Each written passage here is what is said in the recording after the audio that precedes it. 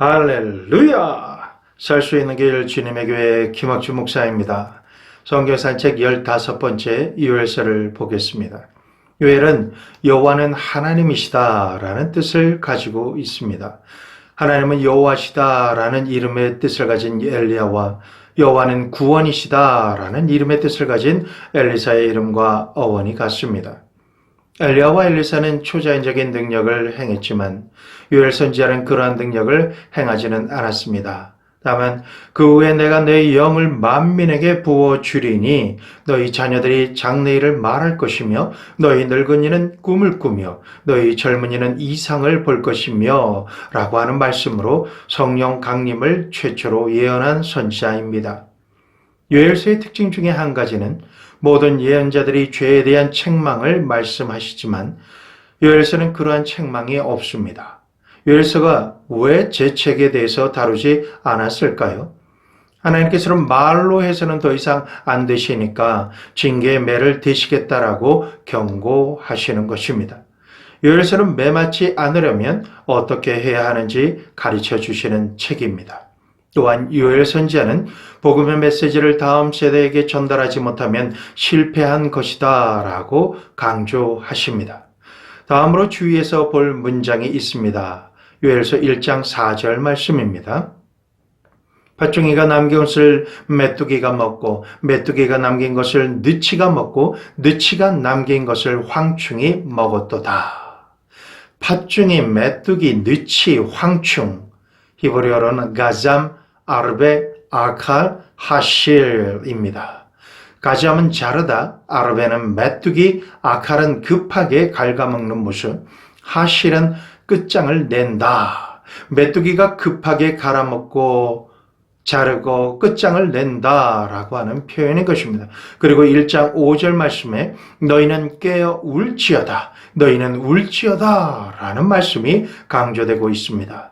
이 말씀은 지금 바로 너희가 통곡을 해도 시원치 않을 때이다 라고 하시는 말씀이죠. 그런데도 불구하고 너희는 지금 포도주에 취해 있다라는 것입니다. 여호사밧 골짜기도 중요한 단어입니다.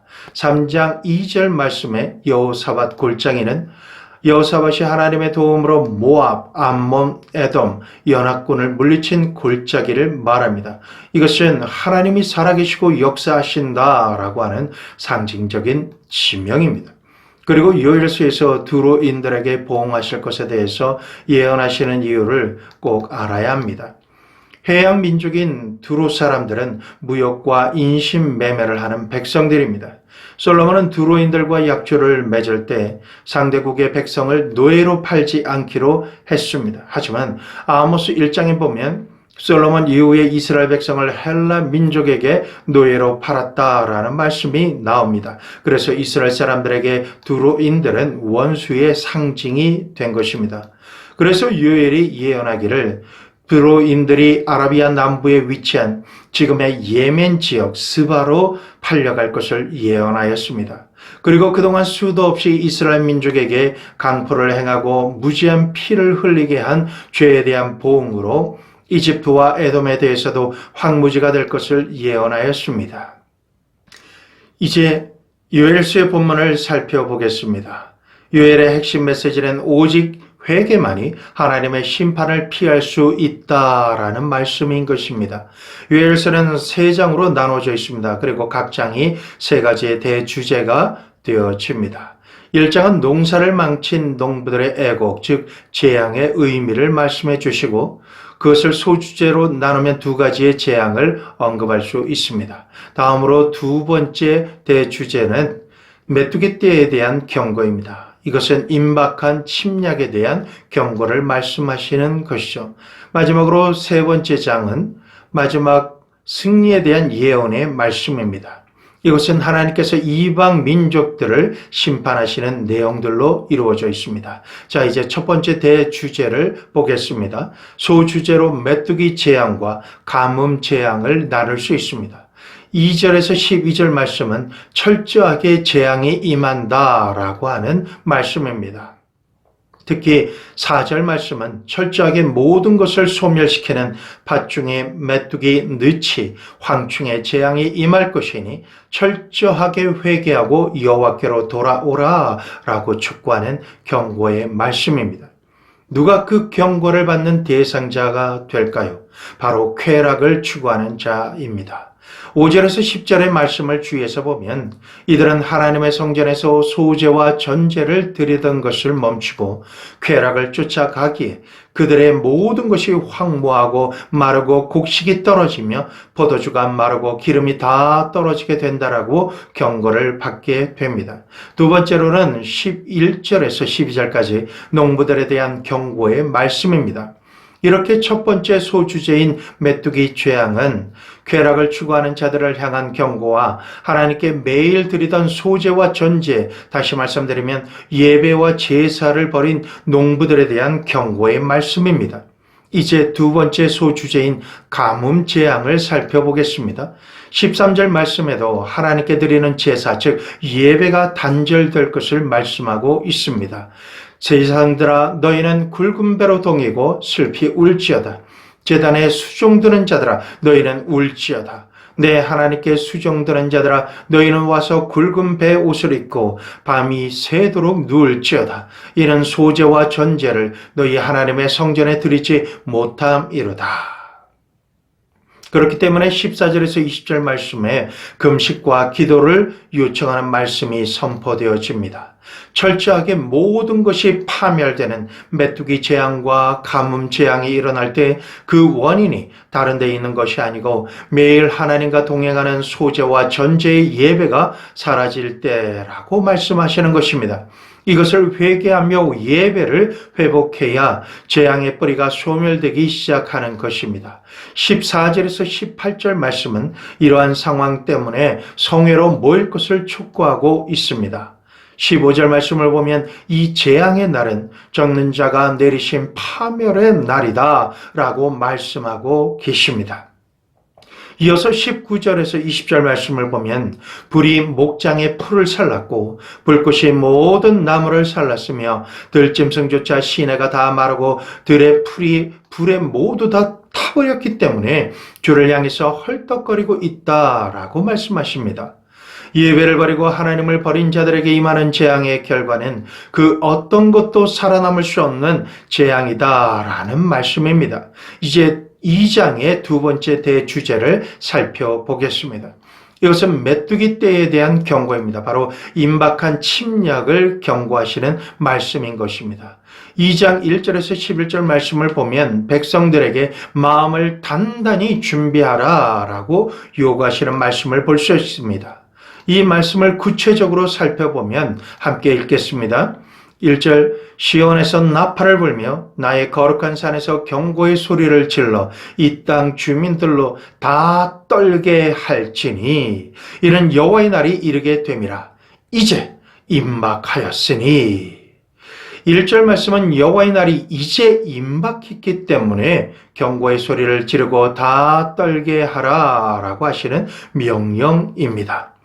그 이후 선포되어지는 2절에서 11절까지의 말씀을 보면 너무나 두렵고 떨리는 말씀입니다. 특히 11절 전반부에 여호와께서 그의 군대 앞에서 소리를 지르시고 11절 후반부에 여호와의 날이 크고 심히 두렵도다 라고 말씀하고 계십니다. 여호와께서 진노하심으로 재앙을 쏟아 부으시고 너무나 두려운 소리를 발하시면 진실로 이 세상에 견딜 수 있는 피조물은 아무것도 없다라는 사실입니다. 여러분 상상하십시오. 너무나 크고 수없이 많은 여호와의 군대가 몰려오는 모습과 여호와의 명령을 충성되게 수행하는 강력한 천군 천사의 모습을 반드시 떠올려야 할 것입니다. 더 이상 사랑이 많으시고 친절하시며 은혜가 풍성하신 하나님의 모습은 볼 수가 없는 두려운 장면이 되어지겠습니다. 다음으로는 요엘서 2장 12절에서 27절 말씀을 보겠습니다. 이 말씀은 요엘서에서 두 번째 대주제인 요엘의 간원, 다시 말하면 간절히 원하는 것과 처방에 대한 말씀입니다. 얘는 회개 촉구의 말씀입니다. 이 부분에서도 세 가지 핵심 내용을 우리는 찾아볼 수 있습니다. 첫 번째로 하나님께로 돌아오라 라고 간청하는 말씀입니다. 12절에서 14절까지의 말씀을 보면 여호와의 말씀에 너희는 이제라도 금식하고 울며 애통하고 마음을 다하여 내게로 돌아오라 하셨나니 너희는 옷을 찢지 말고 마음을 찢고 너희 하나님 여호와께로 돌아올지어다. 그는 은혜로우시며 자비로우시며 노하기를 더디하시며 인애가 크시사 뜻을 돌이켜 재앙을 내리지 아니하시나니 주께서 혹시 마음과 뜻을 돌이키시고 그 뒤에 복을 내리사 너희 하나님 여호와께 소제와 전제를 드리게 하지 아니하실는지 누가 알겠느냐. 특히 주의해서 보셔야 할 말씀은 13절 말씀입니다. 너희는 옷을 찢지 말고 마음을 찢고 너희 하나님 여호와께로 돌아올지어다. 요엘 선지자는 이처럼 중심으로부터 탄식하며 마음을 찢고 여호와께로 돌아오라고 간절하게 정말 간곡하게 호소하고 있습니다. 두 번째 핵심 내용은 15절에서 17절 말씀에 신실한 자들의 부르짖음입니다. 이 말씀에서 언급하시는 신실한 사람들은 어떤 내용을 가지고 부르짖을까요? 바로 여호와여 주의 백성을 불쌍히 여기소서라고 여호와께 부르짖는 사람들입니다. 오직 하나님만이 구원하실 수 있다라고 믿고 여호와의 긍휼하심을 간절히 바라는 자들이 바로 신실한 자들인 것입니다. 세 번째로는 18절에서 27절 말씀에 하나님의 응답입니다. 그때 여호와께서 자기의 땅을 극진히 사랑하시어 그의 백성을 불쌍히 여기실 것이라.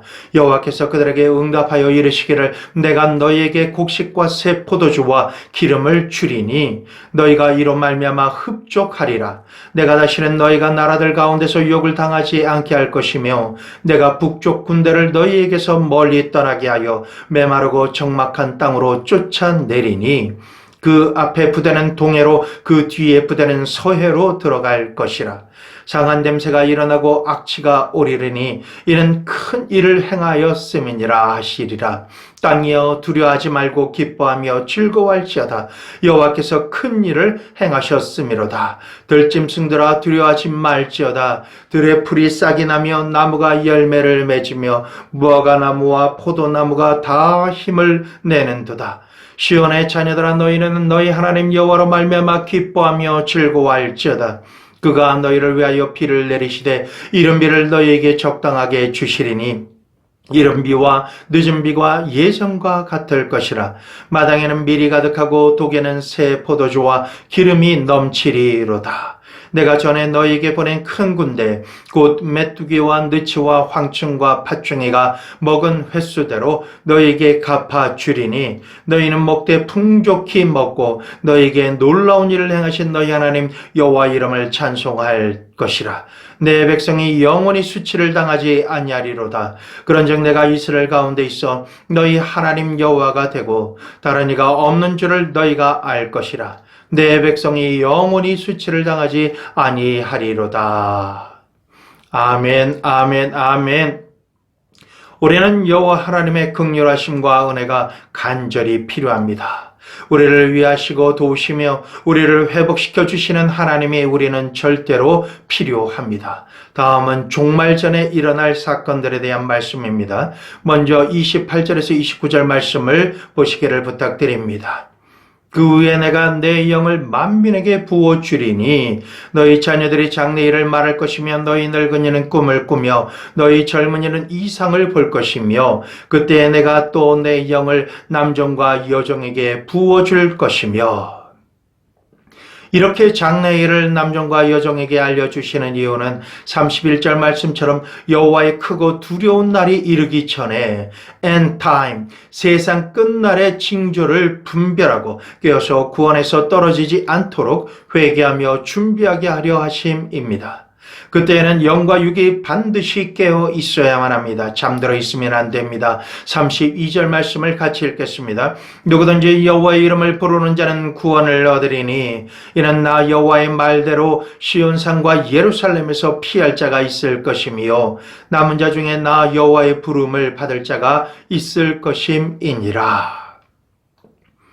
이 말씀이 바로 구원의 완성인 것입니다.